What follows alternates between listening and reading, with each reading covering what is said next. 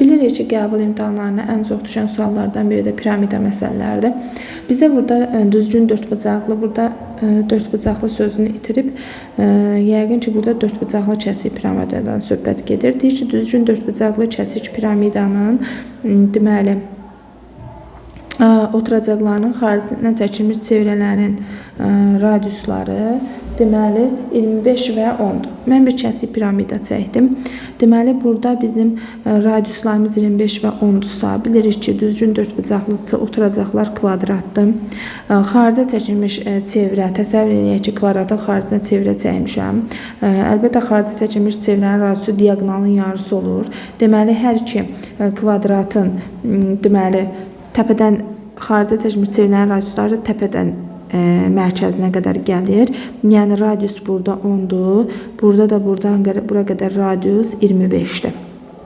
Burada oturacaqların mərkəzləridir. O1, O2 olsun. Diaqonalların kəsişmə nöqtəsi.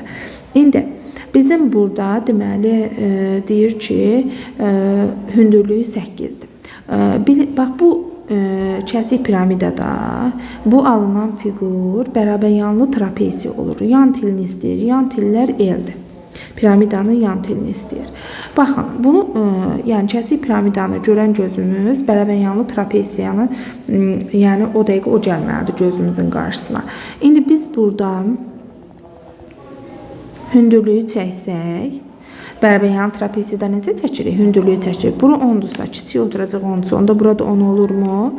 Onda 25-in 10-u buradadırsa, bura nə qalacaq? 15. Hündürlüyümüzü bizə 8 verib. Bax, bura hündürlüyümüz 8-dir.